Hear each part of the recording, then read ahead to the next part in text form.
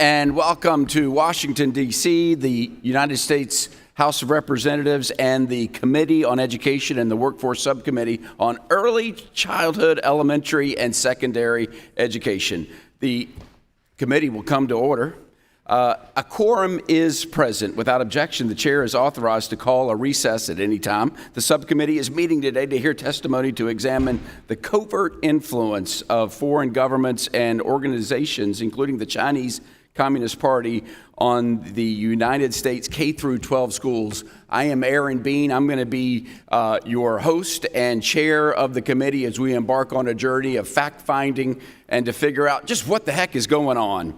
Our hearing today is entitled "The Academic Freedom Under Attack: Loosening the CCP Grip on America's Classroom." The CCP influence is rampant in America's classrooms. We will talk about that today. Over 500 K through 12 schools across the United States have allowed the CCP to establish itself in their halls under the guise of Confucius classrooms. But when you pull back the curtain on these cultural exchange centers, you find a CCP-backed agenda that undermines the principles upon which our education system is built.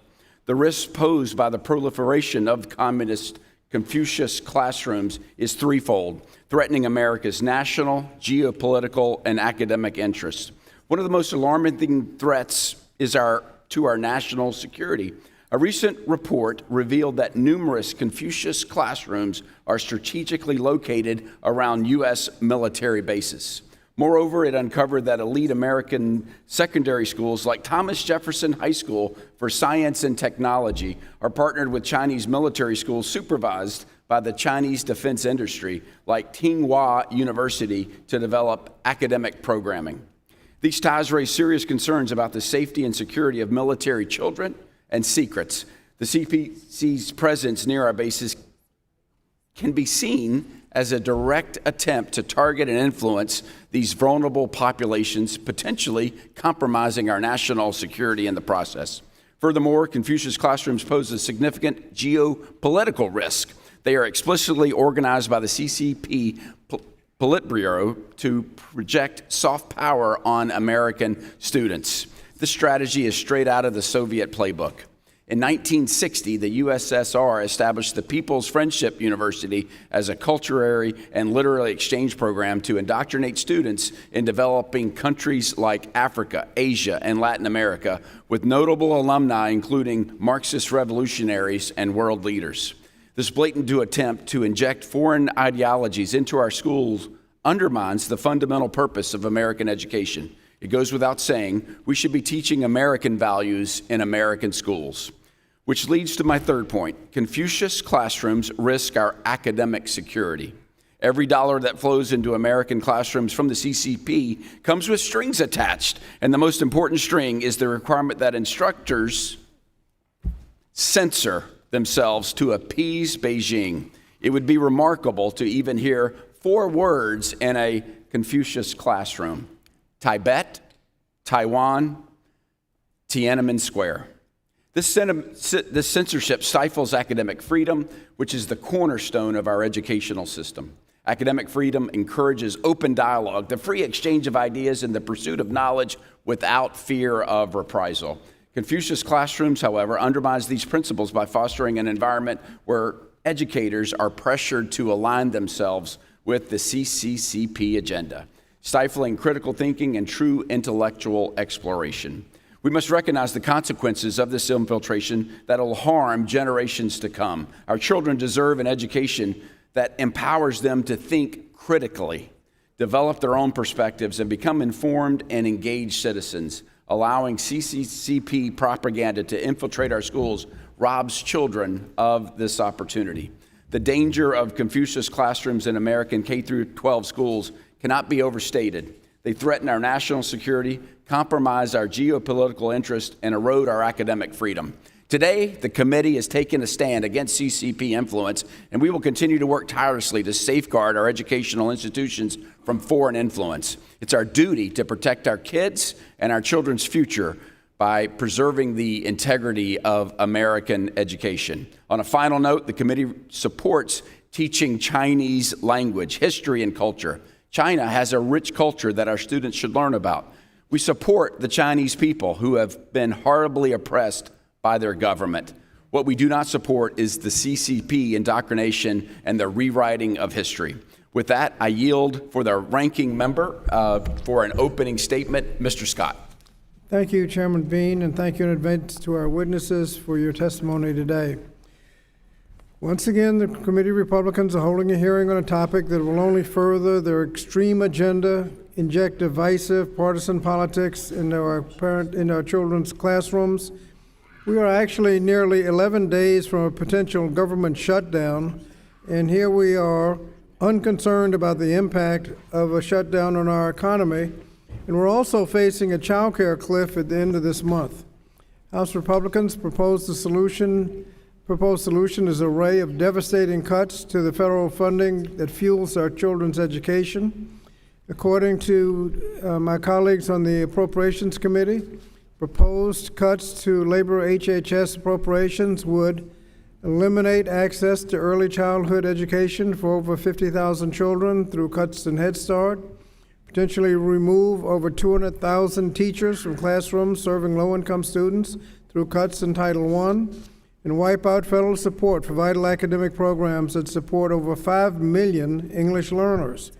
Rather than finding ways to help families keep a roof over their heads, put food on the table, find affordable, quality child care, the majority would rather take the committee's time promoting conspiracy theories and dubious research. By contrast, just last week, the congressional Democrats introduced the Child Care Stabilization Act to address a potential child care crisis and preserve vital child care stabilization funding expiring at the end of this month. The bill would keep thousands of child care providers afloat, save child care slots for millions of children, and help ensure access to quality, affordable child care for working families. It's my hope that colleagues across the aisle will help us save the child care sector from potential collapse. Furthermore, I'm concerned that the majority thought it appropriate to hold a congressional hearing on an unsubstantiated report which is paid for by a group that the Southern Poverty Law Center has designated as an extremist organization. Now, Dr. Fox and I have always prided ourselves in the fact that we can disagree without being disagreeable, but this report and the allegations in it have already been debunked by a 2019 Senate investigation, hearing, and report, and this hearing gives it credibility it does not deserve, and I ask unanimous consent to insert that report into the record. Without objection. We can provide students with an inclusive, accurate, and well-funded education without conspiracy theories that fuel anti-Asian discrimination. Rather, we should encourage students to discover other languages and cultures and encourage schools to create safe and inviting educational environments. It would be better use of our time today if members focused on funding the government, improving school infrastructure, closing academic achievement gaps, and confronting other serious challenges facing children, educators, and families. So I hope we can have a productive and respectful discussion today. I thank the witnesses for their time. I yield back. Thank you very much, Mr. Scott, and good morning to you, and good morning to our witnesses. Pursuant to Committee Rule 8C, all committee members who wish to insert written statements into the record may do so by submitting them to the committee clerk electronically in Microsoft Word format by 5 p.m. after 14 days from the start of this hearing, which is October 3rd, 2023, and without objection, the hearing record will remain open for 14 days after the date of this hearing to allow such statements and other material referenced during the hearing to be submitted for the hearing record. And with that, members, let's get to our all-star panel. For the first introduction, I will yield time to the gentleman from Michigan, Mr. Wahlberg. Thank you, Mr. Chairman. Thank you as well for letting me weigh on this important subcommittee and to give me the opportunity to introduce Mr. Mike Gonzalez, the Angeles T. Arredondo E. Pluribus Unum Senior Fellow at the Heritage Foundation. He writes on multiculturalism, assimilation, nationalism, and foreign policy. He spent nearly 20 years as a journalist, 15 of them reporting from Europe, Asia, and Latin America. He left journalism to join the administration of President George W. Bush, where he was speechwriter for Securities and Exchange Commission Chairman Chris Cox, before moving on to the State Department's European Bureau. Mr. Gonzalez holds a bachelor's degree in communications from Boston's Emerson College and a master's in business administration from Columbia Business School. We welcome you. Mr. Gonzalez, welcome, and to our all of our panelists. We're about to turn the clock on you, and you got 5 minutes. How about that? So we all get 5 minutes, as I mentioned to you earlier. So enjoy, welcome. We're glad to have you here, and you are recognized for 5 minutes, Mr. Gonzalez.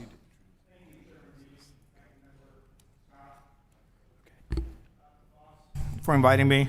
My name is Mike Gonzalez. I am the Angeles T. Arredondo Senior Fellow at the Heritage Foundation. The views I express are my own, should not be construed as representing any official position of the Heritage Foundation. As you said, I lived in Asia as a journalist for a decade, spending my last 2 years in Hong Kong as editor of the Wall Street Journal's Asian editorial page, from where I directed coverage of Asian issues, including the People's Republic of China and the Chinese Communist Party. I'm also proudly on the advisory board of Parents Defending Education, whose July study, Little Red Classrooms, has led to this hearing. The classrooms in question refer to the Confucius classrooms, which are the K-12 school equivalents of Confucius Institutes. The institutes are PRC-sponsored centers set up at universities around the world. They teach Mandarin and Chinese culture, but also fund China research. In the words of a comprehensive heritage study released in March, the institutes and the classrooms give CCP agents a foothold in the U.S. In exchange for money, the schools self-censor about the reality of the PRC and the CCP and allow the spread of PRC propaganda. In 2015, I authored one of the earliest papers on the institutes. One of my recommendations was for the Congress to explore, quote, whether the PRC's efforts to influence Americans through academia and Hollywood represent an attempt by a foreign government to manipulate a democratic population, unquote. 8 years later, this question remains at the heart of the issues facing this committee. Last week, I spoke to Ian Oxnevad, a researcher at the National Association of Scholars, who is currently writing a study on all these issues, and he told me there are a lot more Confucius classrooms than institutes. Once again, the classrooms are K through 12, the institutes are in colleges and universities.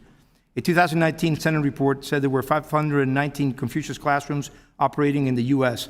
Oxnevad estimates that there are still around 500 classrooms in our country.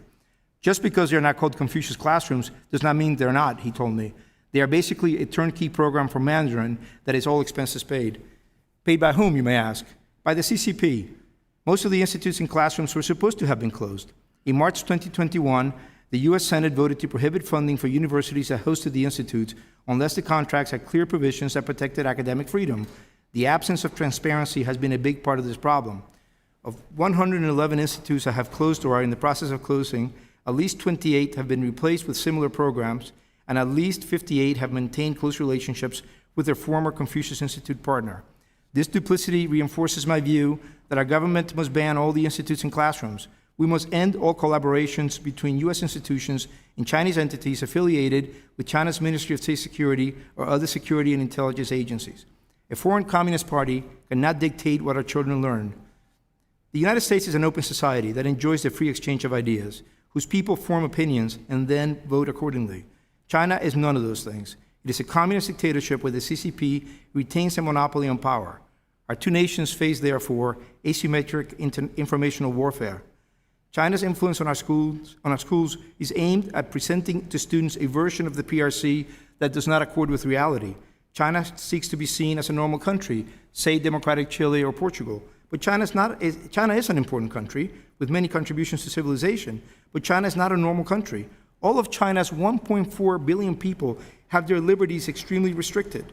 China's most famous political prisoner is a publisher by the name of Jimmy Lai, who today, at the age of 75, languishes in solitary confinement in a Hong Kong prison on a trumped-up violation of China's draconian national security law. On the 26th of this month, Mr. Lai will mark 1,000 days in prison. Now, I know Jimmy Lai. Jimmy Lai is a friend of mine. I can tell the members of the Congress and the American people that Mr. Lai is a tireless fighter for liberty, one we must never forget. Xi Jinping put him in prison for speaking truth to power. The Confucius Institutes and the classrooms concealed this sordid record by restricting debate on Taiwan, Tibet, Tiananmen Square, the suffering of Jimmy Lai, and many, many other things. You, our political leaders, have the responsibility of stopping this gross interference on how the youngest among us learn about what is likely to be our main adversary for the 21st century. Thank you very much for your time and attention. Mr. Gonzalez, thank you so much for your testimony coming before us. Let's introduce the rest of our panel, and then we will hear from each and every one of you. Our second witness is Ms. Hazela Perez Kusakawa, who is the executive. Was that good thing? Okay, good, very good. Ms. Kusakawanda is the executive director of the Asian American Scholar Forum, which is in New York. She serves as on multiple nonprofit boards, including the Asian Pacific American Bar Association Education Fund, the Conference on Asian Pacific American Leadership, the National Filipino American Lawyers Association, and the Filipino American Lawyers Association of Washington, D.C. She has experience in multiple countries as a former Rotary Scholar and then teacher in Japan, studying Mandarin in Beijing, conducting research on IT development in the Czech Republic, and promoting business and job development in the rural villages of the Philippines. So please welcome, and we're going to come right back to you as we introduce the rest of the panel, but we welcome you and we're glad to have you here. Our next panelist will be introduced by our own Representative Mary Miller. Our third witness is Mrs. Nicole Neely, who is president and founder of Parents Defending Education, a nonpartisan, nonprofit national organization giving parents the resources and support they need to advocate for their children's education. Thank you so much. Prior to launching Parents Defending Education, Mrs. Neely created Speech First, a nationwide membership organization that defends college students' free speech rights through litigation and other means. Mrs. Neely has also worked as president of the Franklin Center for Government and Public Integrity, a state-level investigative journalism organization, as executive director and senior fellow at the Independent Women's Forum and at the Cato Institute, where she created their Department of External Relations. Mrs. Neely holds a bachelor's degree in political science from the University of Illinois and a Master of Public Policy from Pepperdine University School of Public Policy. Welcome, thank you. And welcome, and our final witness will be introduced by Michelle Steele. Representative Steele, you're recognized. And our last witness is Mr. Ryan Walters, who is State Superintendent of Public Instruction for the Oklahoma State Department of Education and is located in Oklahoma City, Oklahoma. Previously, Mr. Walters taught 8 years as a history teacher at his hometown, McAllister High School. During his time at MHS, Walters taught advanced placement courses in world history, U.S. history, and U.S. government. The Oklahoma State Department of Education named Mr. Walters as an Oklahoma Teacher of the Year finalist in 2016. Additionally, Mr. Walters also serves as Executive Director of Every Kid Counts Oklahoma. Mr. Walters earned a bachelor's degree from Harding University. Welcome. Welcome, Mr. Walters. And now up is Ms. Kusakawa. Welcome. We're glad to have you here, and you're recognized for 5 minutes. Thank you so much, Chair Bean, Ranking Member Bobby Scott, and Ranking Member Bonamici, and members of the subcommittee, especially for the kind introductions and for allowing me to provide testimony today. As we take on U.S.-China tensions, it's important to recognize that the Asian American community has a long history of being treated as perpetual foreigners. Seen as perpetual foreigners, we too often are perceived as outsiders and make for convenient scapegoats as economic or national security threats. Therefore, it becomes essential that we do not allow U.S. tensions with a foreign Asian country to translate into an overreaction by the federal government or within our education system that leads to negative impacts for the Asian American community. We have seen the tragedy that can happen when we do not exercise caution and consider the Asian American experience. More than 80 years ago, over 120,000 U.S. residents of Japanese ancestry were incarcerated in remote detention camps in the name of national security, under the rationale that any people of Japanese descent are somehow more prone to committing acts of sabotage or espionage. Congress eventually acknowledged that these actions were motivated largely by racial prejudice, wartime hysteria, and a failing of political leadership. Yet decades after the systemic incarceration of Japanese Americans, we find ourselves repeating history. It has become a harmful pattern that when the United States has tensions with an Asian country, Asian Americans and immigrants face the backlash at home and become collateral damage. Perceived as not American, we too often are blamed for the actions of a foreign government or entity, face heightened scrutiny, and are subjected to questioning about our loyalty. The consequences of being perceived as perpetually foreign can often lead to fatal consequences. This was the case for Vincent Chin, a Chinese American who was murdered in 1982 by two white men who mistook him as Japanese at a time when US-Japan tensions were high due to economic competition. Like all too many before him, Vincent was treated as a scapegoat and blamed for the problems that the American auto industry faced in competition with Japan. In this modern age, Asian Americans are still made for convenient scapegoats, experiencing both years of anti-Asian hate and violence within their own neighborhoods and homes, and also heightened scrutiny from their places of learning or employment or by their own government. We have seen in the past decade how US government officials have fueled anti-Asian bigotry through xenophobic and anti-China rhetoric and policymaking. As a result, alarmingly, 1 in 5 Americans believe Asian Americans are partly responsible for COVID-19, and 1 in 3 Americans believe that Asian Americans are more loyal to countries other than the United States.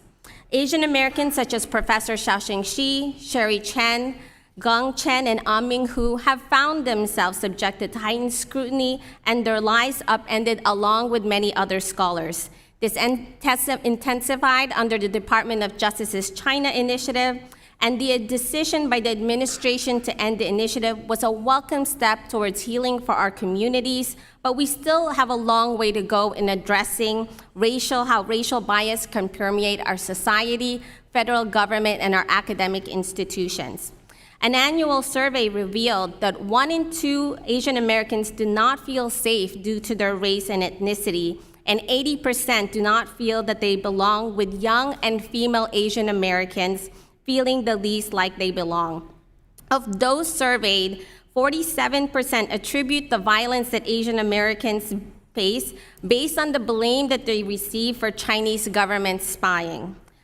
Moreover, we have seen that Stop AAPI Hate has received 341 reports of anti-Asian discrimination involving the youth, with over half of the incidents involving anti-Chinese language. We need to do better for the Asian American community and our youth.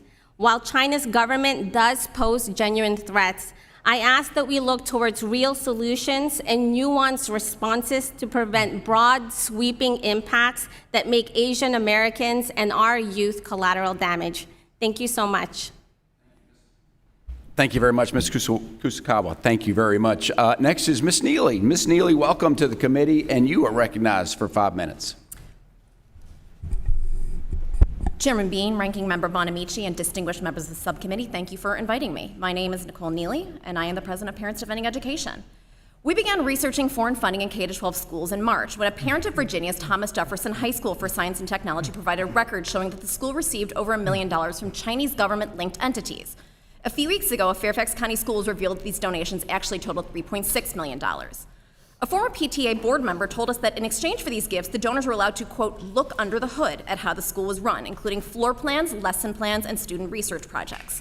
So we wondered, was this happening elsewhere? And if so, where? Unfortunately, trying to nail down the scope of this problem is difficult by design.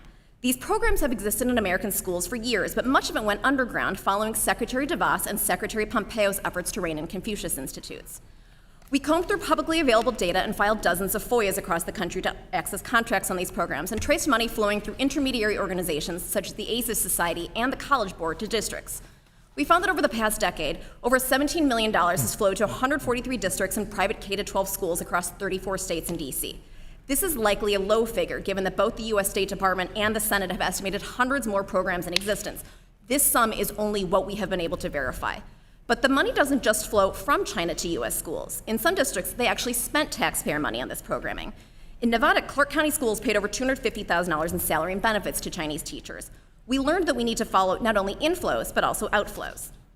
Aside from money, also consider the teachers. Many districts use educators provided by the People's Republic of China, but these teachers are not neutral. In March 2019, President Xi Jinping called on educators to instill patriotism in the country's youth and reject wrong ideas and ideology. Educators who express opinions about Falun Gong or criticize party leadership lose their jobs, so remaining teachers are either true believers or have been cowed into silence. A FOIA from TJ included names of teachers who visited in 2017. 5 of the 6 were CCP members, with 1 receiving an award for being an outstanding communist. Another delegation several months later featured a VIP guest, the party secretary from Zhejiang Provincial Education Department. As employees, foreign nationals are given access to district servers and student information. PDE's work identified 20 districts around the country located near military bases, and we believe that base commanders deserve to know whether potentially hostile foreigners may have access to data about the children of military personnel. Finally, there are curriculum concerns. Multiple contracts reference books and curriculum being provided from Confucius Institutes or partner universities in China. A contract from one California district stated that textbooks, reference materials, and AV materials would be provided by Yunnan Normal University, a school designated medium risk by the Australian Strategic Policy Institute because of the university's research on ethnic minorities and ties to the government's ethnic affairs bureaucracy. Parents and administrators do not know what curriculum is being used in these classrooms and must defer to teachers who were hand-selected and vetted by the PRC. What might this look like in practice? A 2017 documentary shows a student at the University of Michigan singing at a Confucius Institute concert about how Chairman Mao nurtures the people on this land, a slap in the face to the 40 million Chinese citizens who died during the Mao-created famine. As parents, we deserve to know whether hostile nations are pumping propaganda into our children's heads. Some parents may wish to ask their school to hire a teacher from Taiwan instead, while others might want their student to take a different foreign language class. I am a mama Wolverine, and I want my son and daughter to be taught true history about the Uyghur genocide, one-child policy, and the repression of dissidents like Jimmy Lai, not the alleged virtues of communism. America needs greater transparency around foreign funding in our schools. Families lack basic information, so they cannot make informed choices about whether they want their children to participate in these programs. As you said, this is a matter of national security. Over the past year, it has become abundantly clear that America has not fully appreciated the foreign threats aren't just overseas, they're also on our shores. From farmland purchases to spy balloons, secret police stations to battery factories, our country's openness is being weaponized against us. In July, we sent letters to governors asking them to investigate this issue in their states. Unfortunately, few seem to consider this an issue of concern. We ask that you use your influence to communicate the acute nature of this danger to politicians in your respective states. Our other request is one of oversight. We believe that it would be constructive use of the FBI's investigative power to research China's influence in American education, both to monitor programs still in existence and determine the extent of the damage that has been wrought to date. This might be a better use of the Bureau's finite resources than investigating school board parents, a directive still in force today because Attorney General Garland's October 2021 memo has never been rescinded. As members of Congress, you swore oaths to defend the Constitution against all enemies, foreign and domestic. I ask you today to uphold this oath in order to protect not only our Constitution, but also our children. Thank you. Ms. Neely, thank you very much for coming and your testimony. Our final witness from Oklahoma, please welcome Mr. Ryan Walters. Mr. Walters, welcome. You're recognized for 5 minutes. Thank you very much. Good morning, Chairman Bean and members of the subcommittee. Thank you for inviting me to speak on the topic of foreign influence in K-12 schools. This is a pressing and deeply concerning issue that has ramifications far beyond the K-12 school system. The head of the CCP Central Propaganda Department wrote in 2010 that the Chinese regime should, quote, actively carry out international propaganda battles on core issues and, quote, do well in establishing cultural centers and Confucius institutes. The Chinese government actively set up schools, both in higher education and K-12, with the institution to spread communism and undermine the United States. Knowing this, any response and solution should be bipartisan and a non-controversial issue. We must protect our kids and not allow a hostile foreign government to indoctrinate them. I would like to thank Parents Defending Education for their initial reporting and bringing awareness to this issue of foreign interference, specifically the Chinese government in our K-12 education system. Following the discovery that one of our school districts in Oklahoma, Tulsa Public Schools, was named in the report, my staff diligently conducted a further investigation into the issue and discovered a disturbing connection between the CCP and that school district. Through a series of CCP-affiliated nonprofits, that school district maintains an active connection with the CCP through a program called the Confucius Classrooms, even after the federal government cracked down on similar programs in 2020. The role that the CCP plays in some of our K-12 schools is an issue that goes far beyond the realm of education and has national security implications. Through programs such as Confucius Classrooms, we are allowing a hostile, foreign, anti-democratic government a foothold into our schools. As we saw the initial launch of Confucius Institutes in the United States, when CCP-associated programs are present, there is a demonstrated track record of infringements on academic freedom and the whitewashing of Chinese history. As I'm sure you know, conflicts today are fought on a very different dimension than they were in years past. While we might not take up conventional arms against China and other hostile foreign governments, there is still a deep underlying conflict using the weapons of information, misinformation, and propaganda. It is hard enough to root out Chinese misinformation and propaganda without providing them an influence inside of our schools. The Trump administration had the common sense to stomp out Chinese influence in higher ed. However, it remains to be seen if that common sense exists in the current administration. The American public, as well as Oklahomans, are encouraged that this committee is recognizing that extreme danger and the threat that it provides. I urge that Congress pass a law to ban schools from accepting money from hostile foreign governments and to prohibit schools from entering into data sharing agreements with hostile foreign governments. At the state level, state education agencies should require districts to report any foreign money they accept and any nonprofit money they accept. At our last State Board of Education meeting, we passed this measure, and it will allow us to conduct a more thorough investigation into foreign influence into our schools and provide more transparency to Oklahoma taxpayers. The acceptance of the CCP into our K-12 education system is a small part of the epidemic in the education policies of the far left. The left's education policies attempt to remove parents from their child's education while offering a seat at the table for anyone who wants to promote anti-American positions. These policies undermine the Constitution and the American way of life. And I cannot stress enough how urgent it is that we take action to ensure our education system protects the Constitution and American values. As a government and history teacher, I've taught about these efforts for years. What we see are tyrannical governments using education as a tool to control the masses. Hostile foreign governments use their education system to maintain the dangerous cult of personality that allows the current regimes to stay in power. We see active disinformation campaigns that are in place within these hostile governments, but actively on U.S. soil also. Misinformation and propaganda are dangerous tools in the hands of authoritarian governments, and we will not allow these tools to be used in American classrooms. We are not communist China. In our classrooms, we will teach true history, and we must take an immediate action against hostile countries who attempt to shroud the history and propaganda. The role that people like Nancy Pelosi and Joe Biden have played in vilifying parents while directly empowering hostile foreign governments is shameful. While we've seen it in higher ed, we are now seeing it in K-12 as we surrender academic freedom and American values. It is an honor to represent the people of Oklahoma here today to shine light on the undermining of our country. Thank you for your time. Mr. Walters, thank you very much for all of our witnesses for coming in right as the clock ended. Thank you so much. We're now going to have a conversation, and the conversation begins under Committee Rule 9, where we will have questions under the 5-minute rule. Put the clock on me because I'm going to begin. And let's go with Ms. Neely. Ms. Neely, what do you say that people say that just having this discussion is racist, that the Confucius Classrooms is just a cover for anti-Asian racism? How would you address that?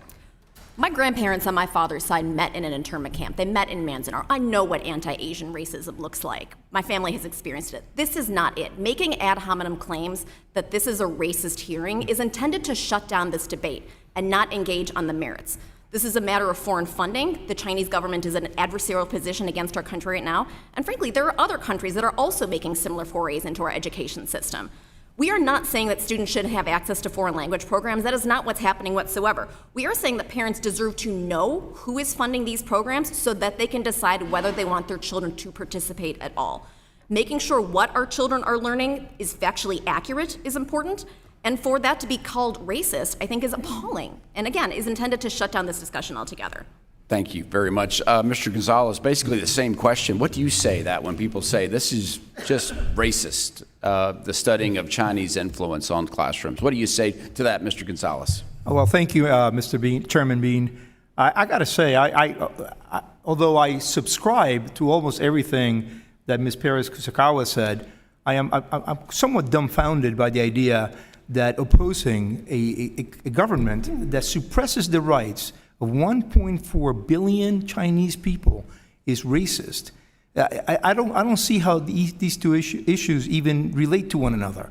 We have a real problem with the PRC, a dictatorial communist regime that produces fentanyl, that killed 70,000 Americans in 2021, that harasses our warplanes and our naval vessels, that claims that China sees as its domain, that has numerous violations of human rights. We have to make sure that that behaves not as an adversary, not as a competitor. We have to make sure that this government does not influence our very young. It does not tell them, does not give a vision of China through our schools or through Hollywood or through the NBA or whatever, that China, that everything that is happening in China is normal. We have to know this. Again, I agree with Mrs. Perez-Kusakawa. I don't see what it has to do with the debate we're having. Thank you, Mr. Gonzalez. And Mr. Walters, the same question. What say you to the charge of racism, that this discussion is just racism against Asian Americans? You know, I completely reject that notion. What we have here are two things. We are allowing a hostile foreign government, has been labeled as such by our government agencies, to influence and indoctrinate our kids. We should be focused on teaching real history, having real academic discussions in the classroom, not censorship and indoctrination from a hostile foreign government. And then there is the national security implications. We are actively allowing a hostile foreign power who has stated their goal to propagandize American young people and American institutions the foothold in order to do that. So this is about a foreign government pushing their influence, undermining American power and American influence, and that's where I think this discussion is. Did it raise eyebrows, or were there problems getting information from schools on what they have accepted from the Communist Party in the state of Oklahoma? Yeah, absolutely. This is a great example of breaking the trust of the public. What we have here are these affiliated CCP groups where the money flows into multiple of these groups, which makes it very difficult for our state agency and for parents, and taxpayers to see where is the money going, what are the exact expenditures of these programs, and exactly what is the curriculum, where is all of this coming from. It is very intentional.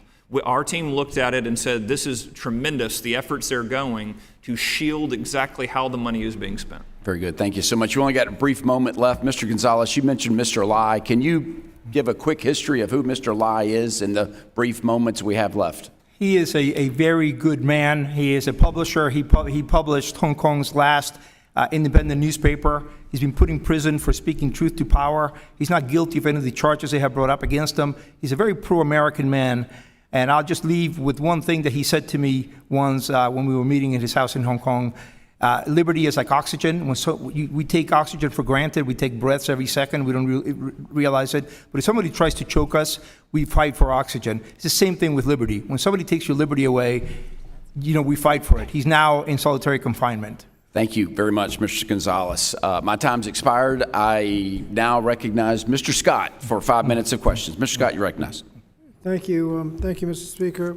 Mr. Speaker, we haven't said this is racist. We've said that there was a Senate report after investigation, hearings, and a report that debunked this entire issue. Ms. Kusakawa, are you familiar with that report? Yes, I am. Can you say a word about it? Yes, the report that you referenced to, there has already been, as you've mentioned, multiple investigations into Confucius Institutes, including by the Senate committee entitled China's Impact on the U.S. Education System. And according to that report, it did not find security risk or threats to intellectual property. This is supported by other well-reputed institutions, including the Brookings Institute, as well as the Hoover Institute at Stanford University. Thank you. Now, as you mentioned, the United States has a history of excluding, targeting, and scapegoating Asians and Asian Americans as a security threat based on race, religion, and nationality. How does this targeting lead to anti-Asian hate? Yes, and I think really that's at the heart of the question, which is we are not accusing folks of being racist, but merely asking for caution and really exercising critical and careful approach, understanding the unique experiences that Asian Americans have, especially currently as U.S.-China tensions have peaked. We want genuine dialogue, looking into data-driven approaches and considering where do we genuinely need our resources to be allocated, and how do facially neutral or well-intended approaches, how that may have a disproportionate impact on Asian Americans.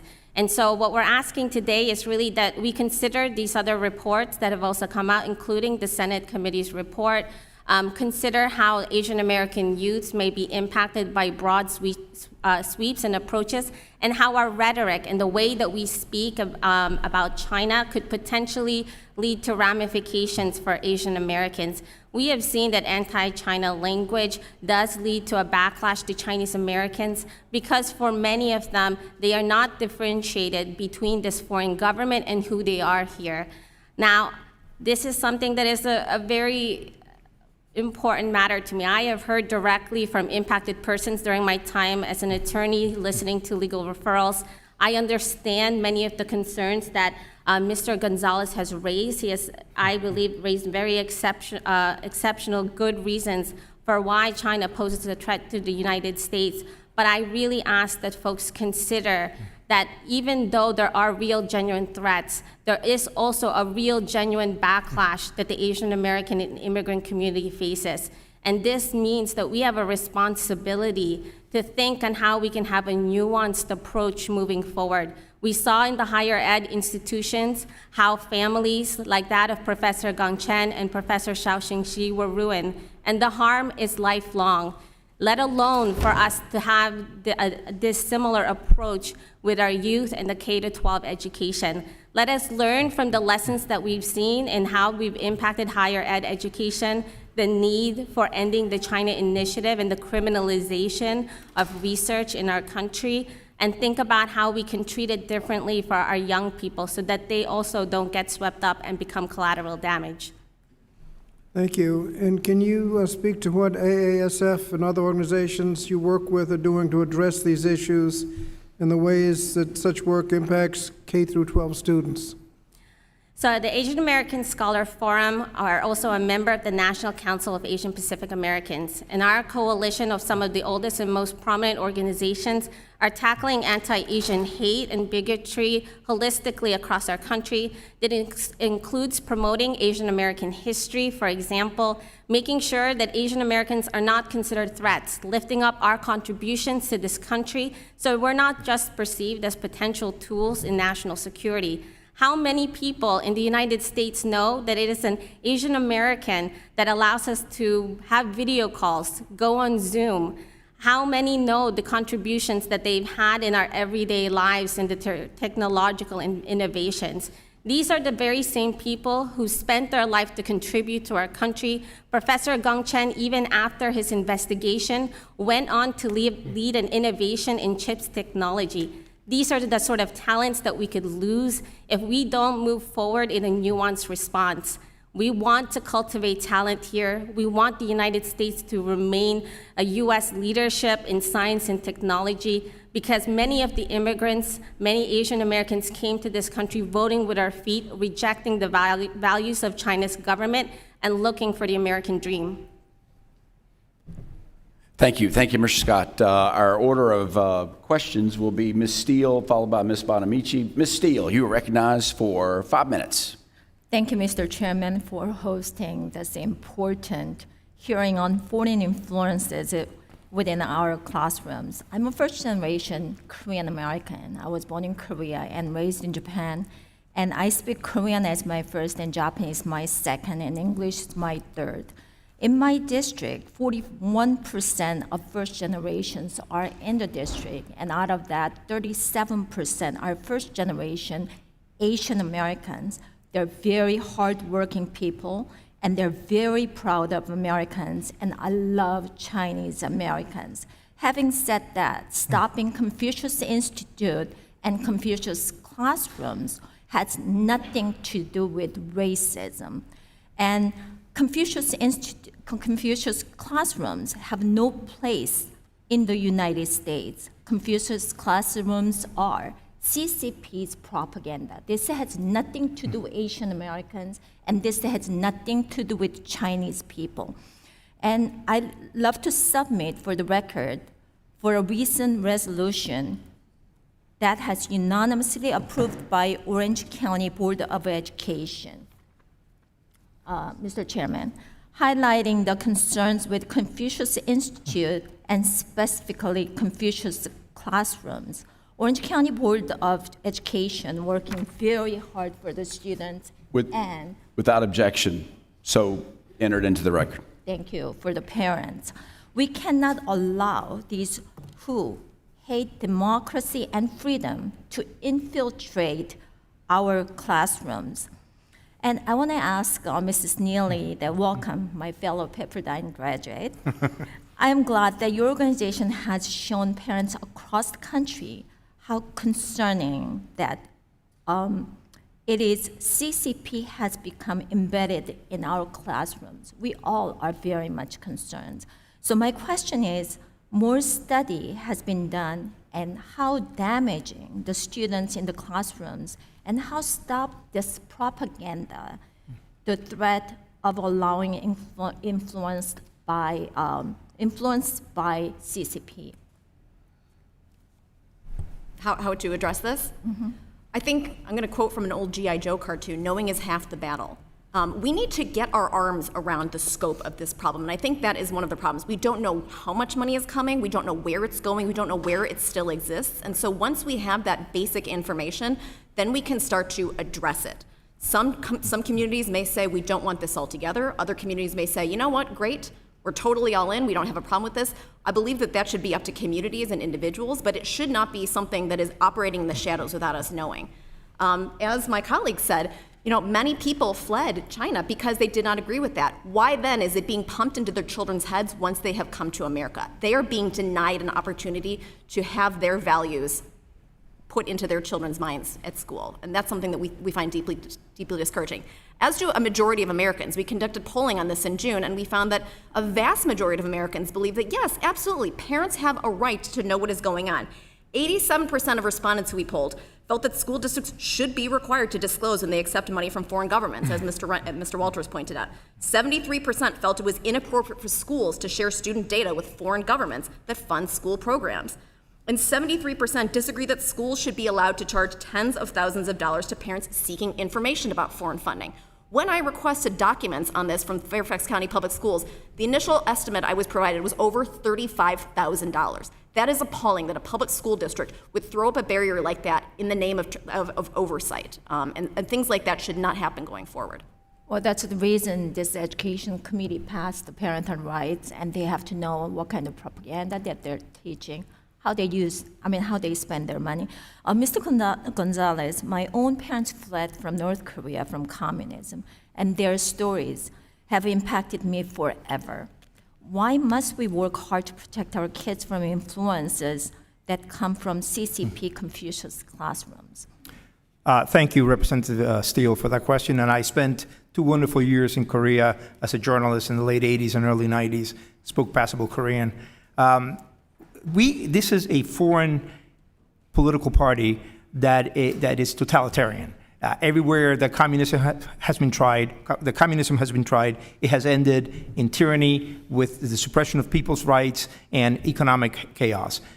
What they want to do is influence our children into believing that, no, it's a good system and China is a normal country that is not tyrannical. We cannot allow that to happen. Thank you so much, Mr. Chairman. I yield back. Thank you very much. Up next is our ranking member, Ms. Bonamici. You're recognized for 5 minutes. Thank you, Mr. Chair, and thank you to our witnesses. I want to start by reiterating that oftentimes the way this committee discusses alleged foreign influence in American schools and colleges can be unproductive and harmful. And I agree with Ms. Kuskawa that has real implications across the country. And again, to emphasize, there was a report that was done. There was an 8-month in-depth investigation into Confucius Institutes, and they did not find security risks, curriculum vulnerability, or threats to intellectual property, and they found no evidence that suggests that they're a center for Chinese espionage efforts or any illegal activity. That report was done, comprehensive. And although issues of national security are important to all of our members, they're not in this committee's jurisdiction, not in this subcommittee's jurisdiction. What is in our jurisdiction is for every student to have a high-quality public education and to protect students' civil rights. I take that responsibility seriously, and this hearing unfortunately misses the mark. My daughter studied Mandarin. She studied at 2 U.S. colleges. She studied at a university in China. Like thousands of students across the country, she benefited greatly from that experience. In fact, people frequently noted that her language skills would give her an advantage in the workforce.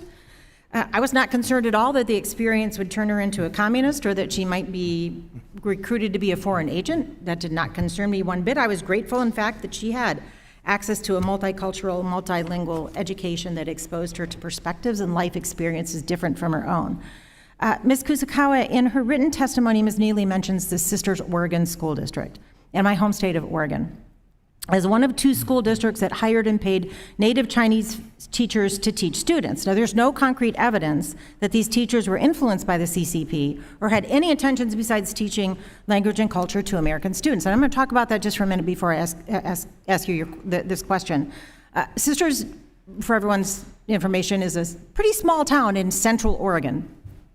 The program was run by an American businessman. He was the program manager, American businessman who had spent a lot of time overseas. He was a certified teacher. And that's what they did. They taught Chinese language. It was originally set up through Portland State University, which at the time did, but no longer has. At the time they had a Confucius Institute. It's no longer there. You wouldn't get that from reading the testimony. It's been years, and I happen to know that the reason it was set up was because we had a Republican state legislator who thought it was great for students to learn Mandarin and actually promoted Confucius Institutes. It's gone now. They're concerned that the program might not be able to continue, but they're working on it because they see it as a tremendous advantage for students to be able to become bilingual. And I note in Ms. Neely's testimony, you also make there's a comment made about how Americans don't know what's in the curriculum because they're not bilingual. I assure that the people in Sisters know what's in that curriculum. They have a director who's bilingual, and they make that happen. So Ms. Kawa, why is it beneficial? Why might it be beneficial for students to have the opportunity to learn a language directly from a native speaker or someone who's fluent? And why would a school district want to hire a teacher to teach a variety of world languages? Thank you so much. And I think one of the key points in this is how the United States overall is lagging when it comes to foreign language education and the benefits that we could have in making sure that we cultivate talents here on U.S. soil.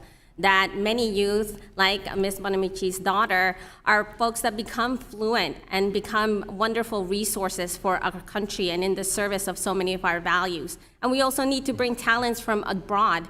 Being able to have our American values to attract and cultivate talent is one of the things that makes the United States competitive. We have always been known as a beacon of light in the world, and we want to make sure that we continue to be that beacon of light. And what's a really integral part of that is making sure that our youth become global leaders. And a key part of becoming global leaders is making sure that they're bilingual, multilingual, that they have exposure to different cultures and languages that will train and hone their skills to the benefit of our country. And so there are a lot of benefits in making sure that they have this engagement with native speakers. It is also noted, for example, with the University of Massachusetts, they had conducted a study on the benefits of non-native and native speakers. There are benefits for both, with native speakers having tremendous benefits in terms of increasing the speaking capabilities of their students. It is their native language, and they are more prone to speak it in their classrooms. And so we hope that these are the sort of benefits that the youth could have moving forward. Early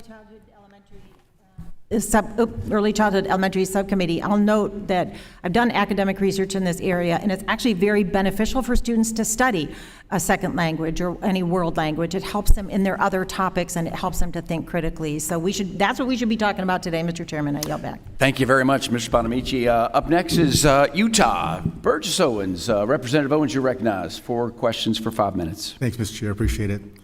Within our country's DNA is an understanding that education is imperative for the attainment of Americans' promise of life, liberty, and pursuit of happiness. My parents had a full confidence in my 1960 school system that it would reinforce the values taught at home and the love and respect for the culture of the freedom that my dad fought for in World War II. That generation would be horrified today to see the proliferation of anti-American propaganda in our school systems. As educators, they would be stunned to see portrayal of complicit school administrators who today, for the right price, and at the behest of our enemy, the Chinese Communist Party, grants a platform to indoctrinate our kids.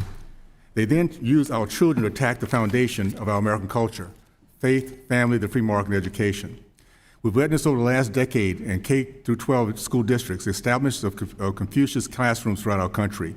They are financed by the same CCP that today enslaves and tortures over 1 million Muslim Uyghurs, threatens to invade a free and prosperous Taiwan, and is responsible for the deaths of over tens of millions of men, women, and children throughout the 20th century.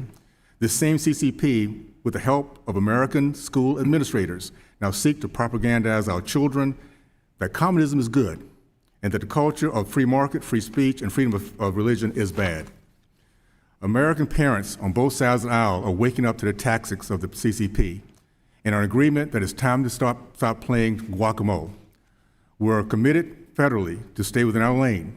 Through collaboration with state legislators and through the power of the purse, we will hold those who betray our children accountable, and we will create and implement solutions to address the CCP's stealth attack on our educational system. Ms. Neely, we've heard a lot about this, about the Chinese soft power strategy and how they want to influence our children through Confucius classrooms.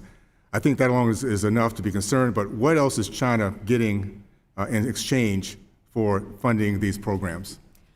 Some recent public records requests that we got back from Fairfax County Public Schools showed when the teachers came over in 2017, they had access to lesson plans, floor plans, they met with teachers, and then they went back and frankly ripped off the intellectual property. There is a series of schools in the People's Republic of China called Thomas schools. In their recruiting materials, they brag about using TJ's STEM model. We now watch Thomas Jefferson High School, which has fallen in the rankings from being America's #1 STEM high school to, just yesterday, was ranked #7.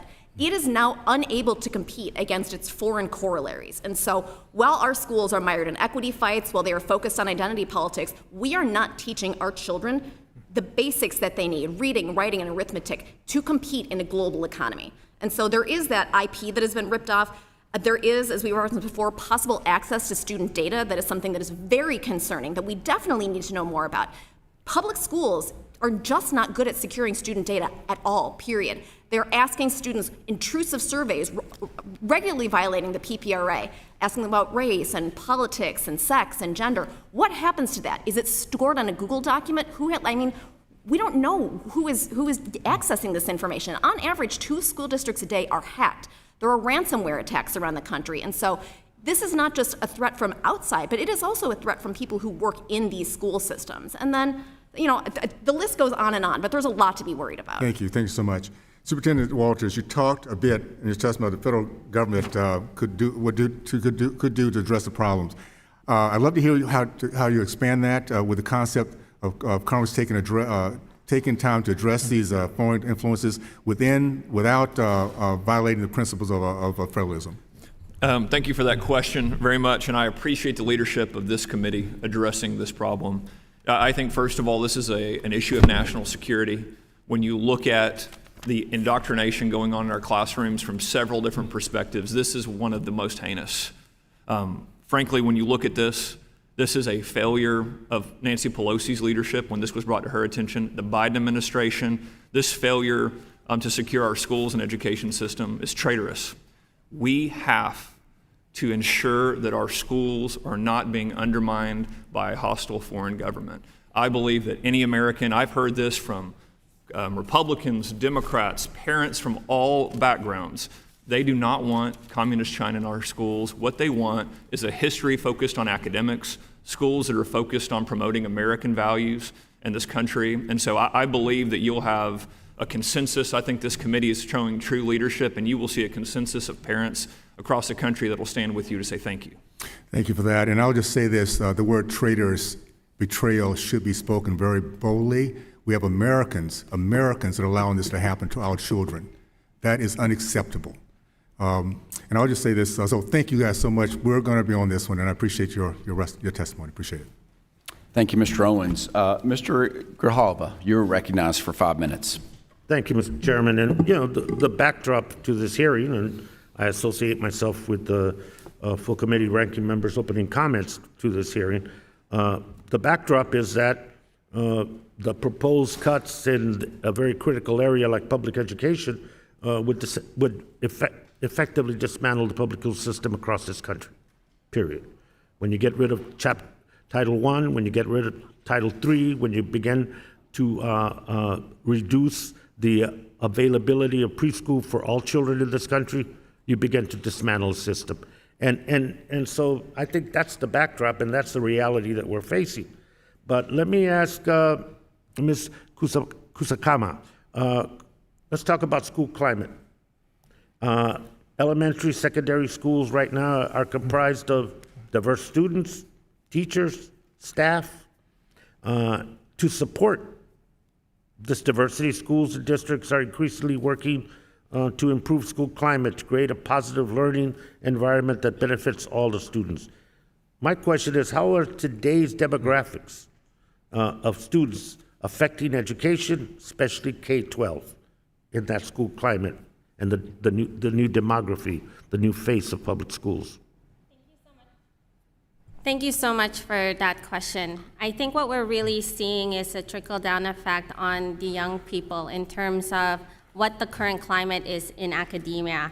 I want to share a quote from one youth advocate and recent high school graduate who spoke at the White House. She said, since the pandemic, she feels terrified for her safety and her Asian peers. It feels dangerous to even be Asian in public, especially as a teenager who may be susceptible to attack. Moreover, a recent report in the spring of 2021 by Act to Change reported over 3,785 incidents of verbal harassment, shunning, and physical assaults from March 2020 to February 2021. Of these incidents, 13% of the victims were 0 to 17-year-olds, with adults as the perpetrators in 60% of the incidents. As I mentioned before, much of that is to blame.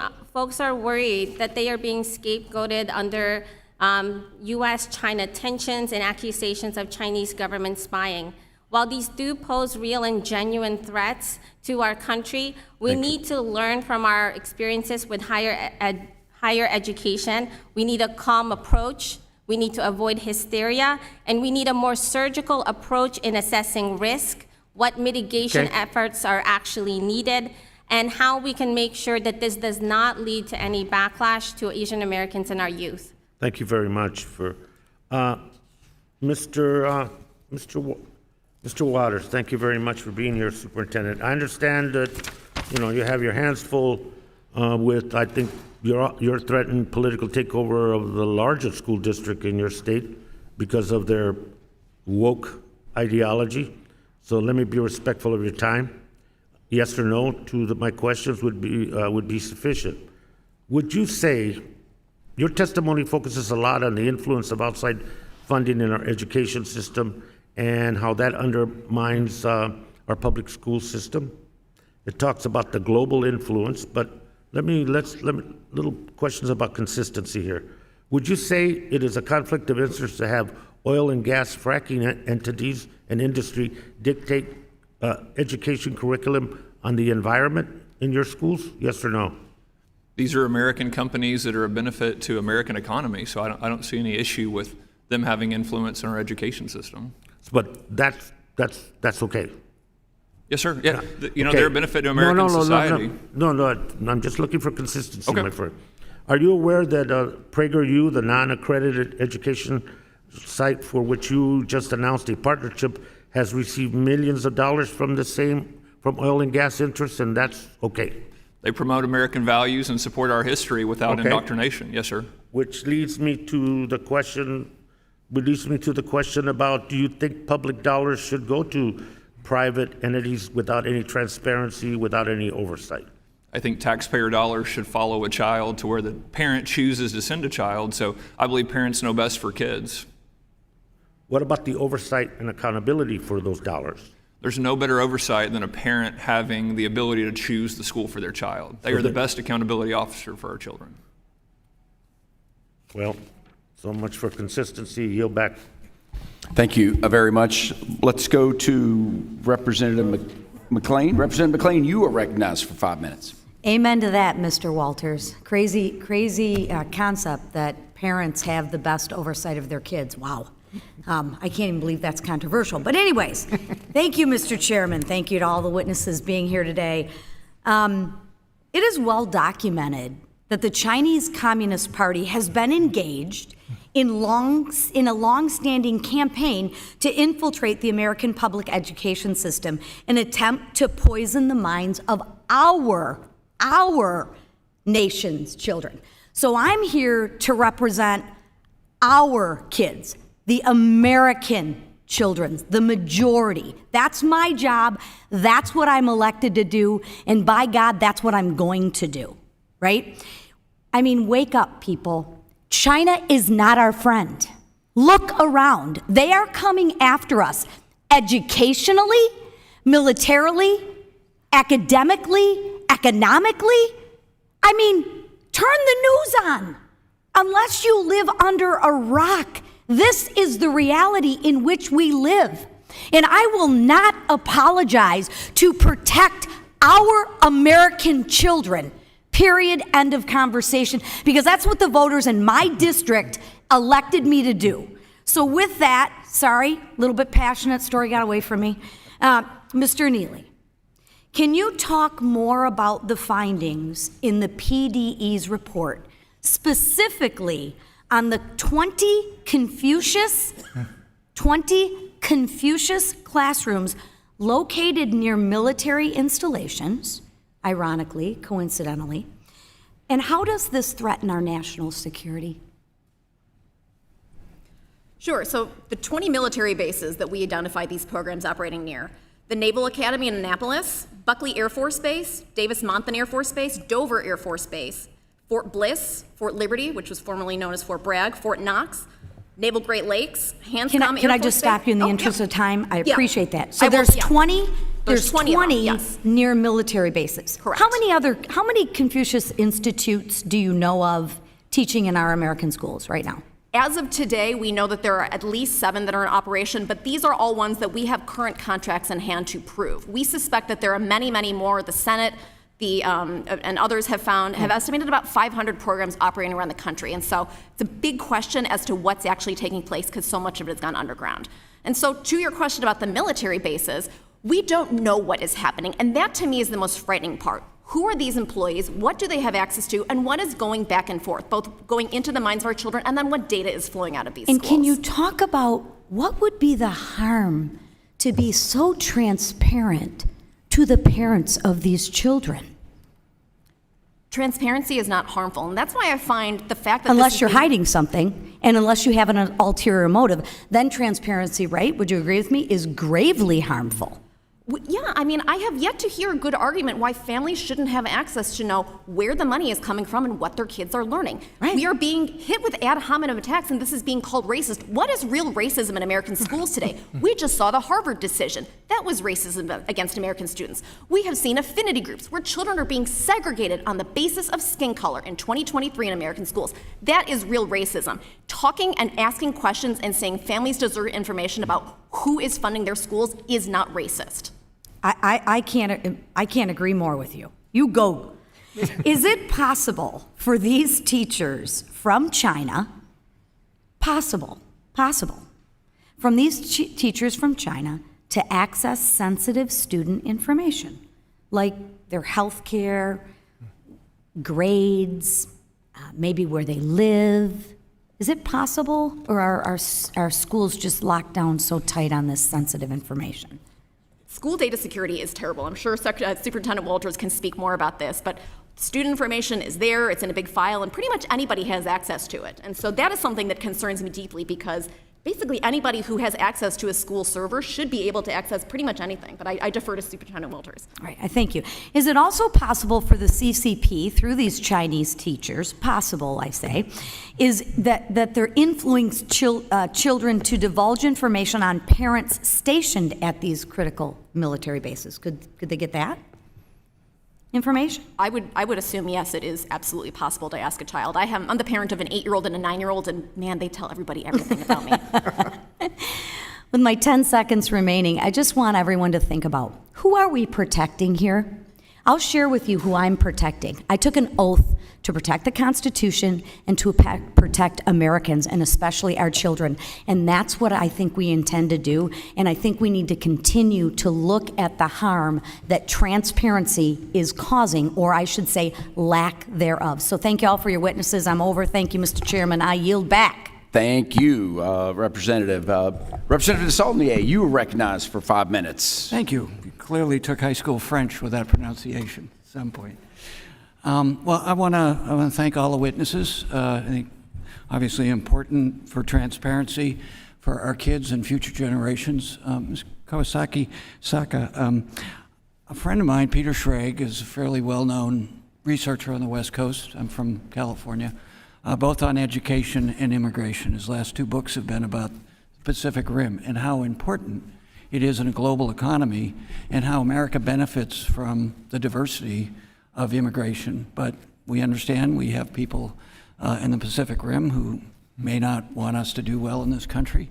But he speaks to the strength. So while we are careful about the transparency, I think, on a bipartisan level, and people who don't wish us well in other countries, global competitors, we also have to balance that with what Peter Schrag's written about how similar this immigration the last 30 years on the Pacific Rim was to the late 1800s and early 1900s on the Atlantic Rim, but this is more diverse. And again, in the global economy, with the 2 largest economies competing and sometimes complementing one another, in California being the 4th largest economy, what his research shows that although we have many challenges with diversity and technology, it's something to be welcomed, which seems logical to me in a global economy. Could you speak to that, the importance of the richness and acceptability of diversity, while at the same time recognizing the reality of global politics? No, absolutely. And I think ASF really pushes for a balanced approach because we recognize so many of America's strengths is in our openness and in our diversity. The Asian American community is a predominantly immigrant community, and this is how we end up having new Asian Americans that can be a wonderful resource and community here in the United States. And so I think what's really important here is looking to make sure that we are grounded in facts and data and not look towards speculation or overreaction. There are already existing reports on this issue, and we urge folks to look into it, especially the Senate report, the Brookings Institute report. There has been so much time and investment. We understand that there are real, genuine threats, but let's not shoot ourselves in the foot and harm our competitive advantage in the United States. It is our values that make us strong. It is our openness, our ability to cultivate our youth to be global leaders that makes us absolutely unique on the world stage. And a follow-up question. I represent a district in the East Bay that has grown dramatically, and traditionally the commute was into San Francisco, but much of the population, particularly in the southern end of my district, are Asian immigrants who work in Silicon Valley. So the confluence of technology, particularly for young people in diversity, could you speak to that? My anecdotal experience is it's remarkable, but again, we have to be aware that there are people who want to use that, particularly for future generations. Yes, actually, in the current climate, we have seen a report, for example, that our membership had drafted and was published in the Proceedings of National Academies, from which many Nobel laureates come from, had found that we are actually losing talent in the United States. We are having researchers who are scared of applying for federal grants. And at the end of the day, this hurts our technological advancement here in the United States. Losing talent is not just about losing one person. It's about losing a potential innovation, our advantages in chips technology, the innovations that we ended up having in cell phones because of contributions of Asian Americans. And so this is a widespread issue in our education system, in our private sector, in our academic institutions, and we need to make sure we have the right approach. We need to be data-driven in our policies, and we need to take into consideration the Asian American experience. They are the people our country needs, their contributions, their talents, and their attributes, and we hope that that can be taken into consideration. Well, I really appreciate that. I'll just finish with what my friend Peter talks about in his 2 books, about that this wave of immigration is actually assimilating faster than the European waves of immigration. So having someone who grew up on the 128 corridor in Boston and watching my parents and grandparents talk about their assimilation, Peter's research would suggest that this is actually a model, that this immigration, again, acknowledging that there's a global competition, and we, to the other witnesses and their perspective, we can't be naive about what other global competitive economies and their rulers want to do to this country. Thank you. I yield back. Mr. Saulnier, thank you so much. We now recognize Mr. Thompson from Pennsylvania. You're recognized for 5 minutes. Well, Chairman, thank you very much. I think, just a context for this, thank you for this hearing. I think it's just important to point out our problem is not with the Chinese people or people of Chinese descent. The problem is with the current Chinese government. So, let's focus where the problem is. I believe in root cause analysis, and it's the Chinese government. It's not the Chinese people or Chinese Americans or anything like that.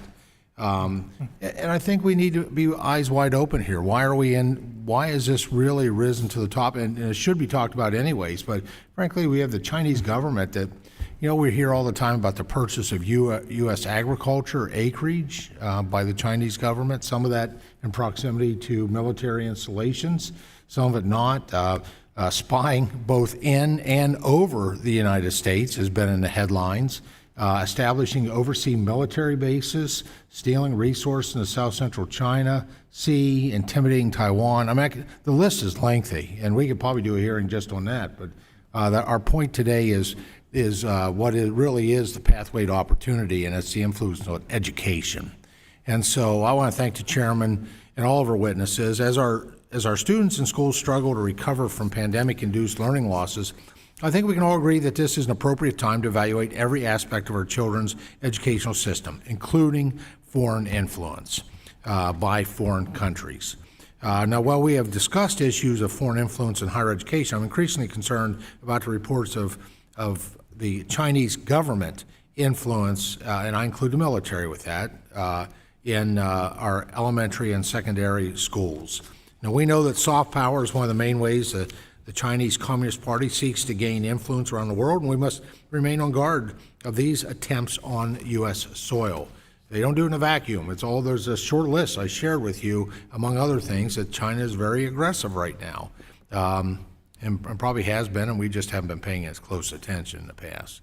Mr. Gonzalez, in your many years of working around the world, can you tell us a bit more about where you've seen the CCP use so-called soft power to gain influence over local communities and other countries? I think that's important under the premise that the best predictor of future performance is past performance. And how does this usually play out? Thank you, Representative Thompson. When we speak about Chinese soft power, we have to be very clear about what we mean. There are people all over the world that wear New York Yankees caps and blue jeans. We're very appealing as a society in a way that China is not. Nobody wears Chinese, we all wear Chinese apparel, but we don't China doesn't have the kind of appeal that we have. What China does, for example, is with Hollywood here in this country. They have invested heavily in Hollywood studios, and what they say to the studios, if you want, it has the second largest box office in the world after we do. If you want to show this movie in China, you have to let us look at the script. We have to be involved from the very beginning. Sometimes Hollywood studios have made two versions of a movie, one to be shown in China, one to be shown here. Or they have just really cut back on any criticism of China. Richard Gere, who was a top box office hit in the 90s, all of a sudden disappeared. Why did he disappear? Because he was best friends with the Dalai Lama. And China sent very clearly the message, if you use Richard Gere in any of your movies, you're not going to be able to show any of them here. So that is the kind of thing China does all over the world. It also, for example, buys radio stations in Australia, here in the US, in many other countries. You're not aware that you're listening to Chinese propaganda, that you're not going to hear anything about the Uyghur genocide. You're not going to hear anything about how China violated its word that it gave the world, that it was going to respect the rights of Hong Kong citizens, and it has done nothing of the sort. You're not going to get any of that in any textbook or any teacher that comes from China, from the PRC, to teach in our schools. This is a major issue, one that should really be bipartisan. And I thank you, Chairman Bean, for holding this very important hearing, because this is an issue that should concern all of us. So, Mr. Gonzalez, with about 30 seconds left here, you said we should be taking measures, we should be showing action. What measures do you believe Congress can take today to ensure that we prevent the influence of malicious foreign actors in and around our nation's schools? Well, as Ms. Neely said, I think we should demand transparency in the contracts. What is wrong with transparency? The American people have the right to know what is in the contracts between the Confucius classrooms or the remaining Confucius institutes and the schools. Hanban, well, there used to be Hanban, it's now another institution that runs the Confucius classrooms and institutes. Transparency is something we should all welcome as a democracy. Thank you. Thank you.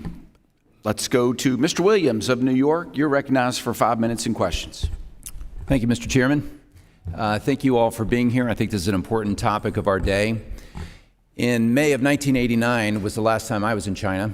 I was there during the Tiananmen Square protest as part of a visiting school trip, and spent several days in the capital. And among the students that were protesting there, it was only, I guess, about 3 or 4 weeks later that we learned what the consequence of that would be. During my time, I visited Beijing University, Beida, and saw the Freedom Wall and the expressions of hope and aspiration and desire in the eyes of the Chinese students. Following fall semester, I enrolled at Harvard University in an Asian Studies program, Chinese Studies program. Many of the dissident students who had fled their country were present and had firsthand testimony of all that had occurred. I think we all know how the Chinese Communist Party views education. They view education as being entirely subordinate to the party, to the message of socialism and communism, and they will brook no debate on that topic, including rolling tanks in Tiananmen Square and threatening their own people. Shockingly, I have discovered, closer to home, a report from the Parents Defending Education that has pointed to 12 New York schools that have received hundreds of thousands of dollars in total of funding from the Chinese Communist Party. Have they discovered some new enlightenment of supporting education in America? I don't think so, because they are diametrically opposed to what the goal of education in America should be, which is to produce students, to produce citizens that are able to express themselves, able to know their own thoughts, that are able to articulate their values and defend them against the government if necessary. So I doubt seriously if funding from the Chinese Communist Party has anything positive to do with education in America. So this is a deeply problematic issue for me. I recently wrote a letter to our governor, Governor Hochul, asking her to stop this, to investigate it, to root it out, and to eliminate it. And I would ask your help. My first question is, what can state governments like mine, how can I advise Kathy Hochul to mitigate the influence of the Chinese Communist Party in our education system? How can we protect the children of New York? Thank you for your question, and I appreciate your sentiment there. In Oklahoma, what we've done is we have required every district to tell us if they've taken any money from a foreign government. We are also requiring them to turn over any funds coming into their district from a nonprofit. What we have seen is Communist China utilize affiliated nonprofit groups to do that. I think every state should do this. It gives you the ability as a taxpayer, as a parent, as a grandparent to see what's going on in the schools, and then we should start banning this practice.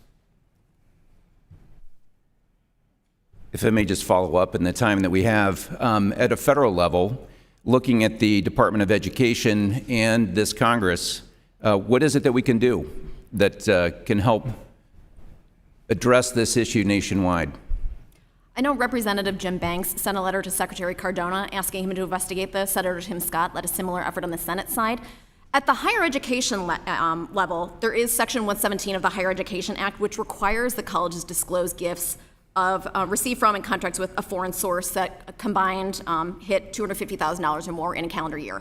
We ask that you put in place something similar for K-12, but I would urge you to put in place a far lower threshold. The average value of the gifts that we found was around $10,000, so very low. And as we know from the Bank Secrecy Act, there are bad actors that structure transactions to avoid that reporting threshold. And so I would urge you to have something that is very low and that brings in both contracts as well as pass-through entities, as Mr. Walters alluded to. It's interesting that we look for money laundering at amounts $10,000 and above, but we don't look for the influence of a hostile nation at a similar level. Thank you so much for drawing attention to this and providing your expertise. I yield back. Thank you very much. The chair is pleased to recognize the chair of the main committee, Dr. Fox. Representative Fox, you are recognized for 5 minutes. Thank you very much, Mr. Chairman. I want to reiterate what was said earlier about the fact that we're concerned about the influence of the Communist Chinese government here.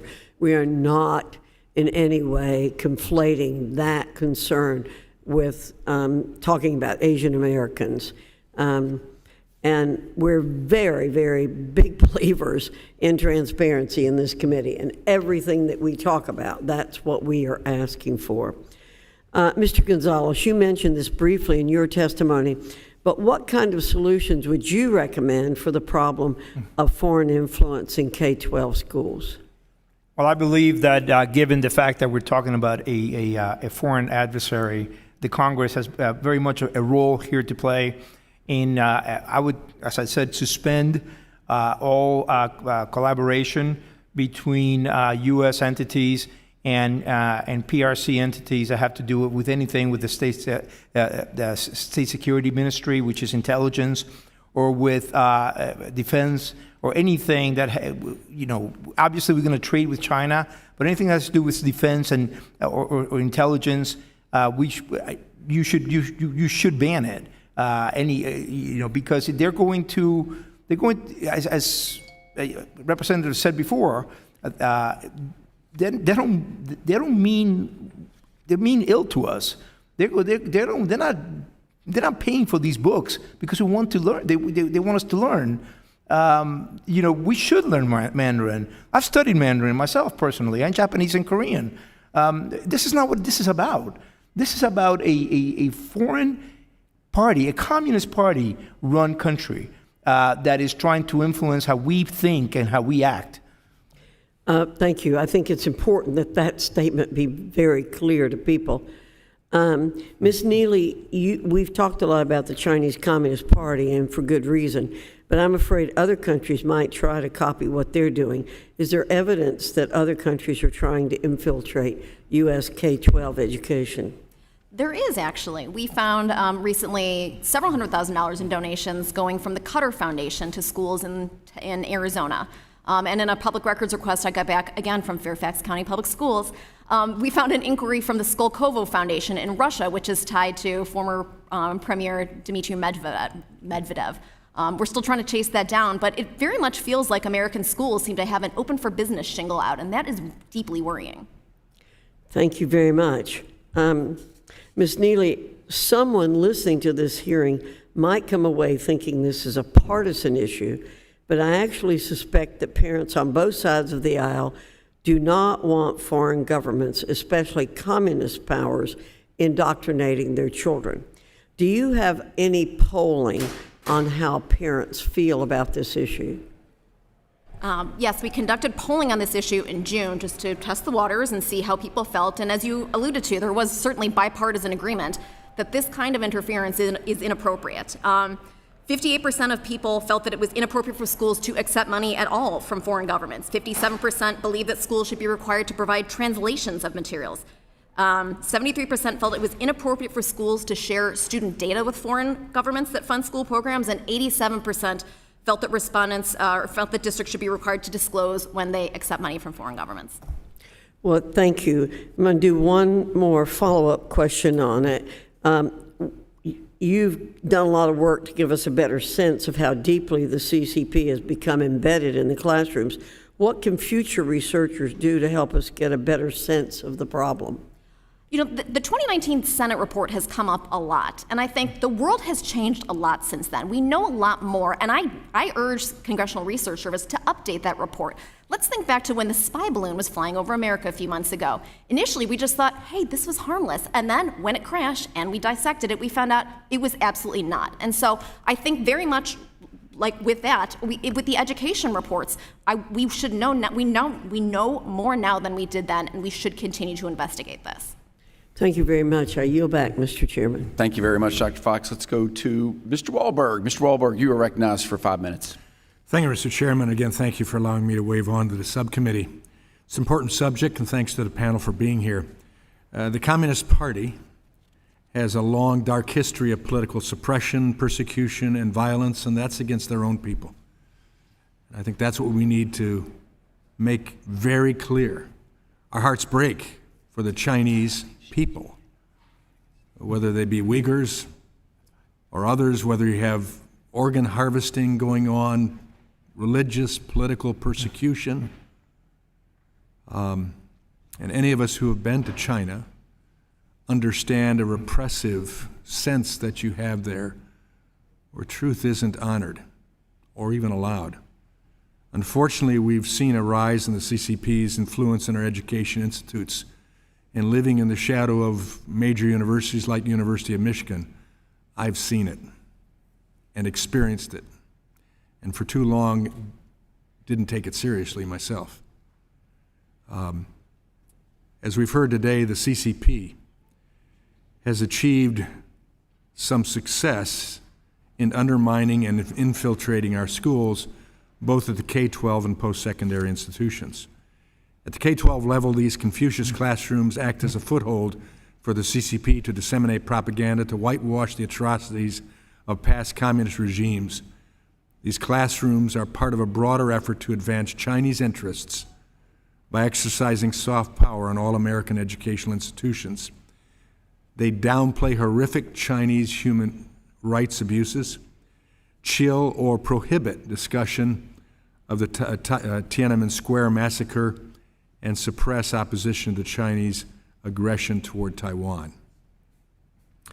And disturbingly, younger generations of Americans are increasingly unaware of communism abuses, like I certainly was aware as a child of the 50s and 60s, hiding under my desk in nuclear bomb training sessions from the Soviet Union, communism, and certainly CCP.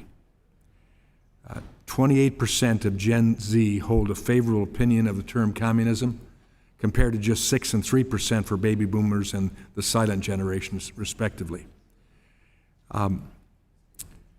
Ms. Neely, last week this committee passed the crucial Communism Teaching Act, which will facilitate the development of educational resources so students can better understand the dangers of communism and totalitarianism, and how those systems are contrary to our founding principles of freedom and democracy. Former Secretary DeVos, who I was with last week, and Secretary Pompeo pushed back against the influence of Confucius Institutes in our education system during the previous administration.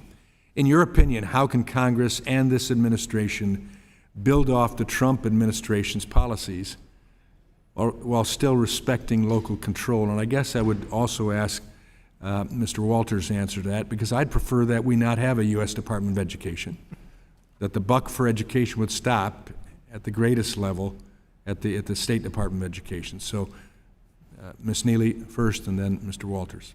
Sure. You know, Randy Weingarten uses the phrase teaching true history, and I appreciate that your efforts to advance the cause of teaching the true history about communism, teaching the true history about what's taking place in these countries. It's something that Florida has taken the lead in, and I expect many other states to do so as well.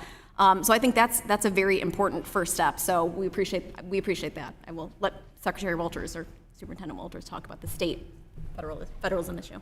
You know, and Congressman, I appreciate your comments there. I agree with you. I don't think there should be a federal Department of Education. But when you look at a situation like this, it involves national security. We're talking about an issue where we've got our military personnel preparing now for potential issues with foreign countries that are this adversarial. I believe that this is of the highest order for our national security to ensure that we do not have this invasion of our schools through a foreign enemy. So I believe that this is absolutely appropriate for the federal government to step in to preserve the safety of American citizens, to ensure that we do not have a hostile foreign government utilizing propaganda in our schools.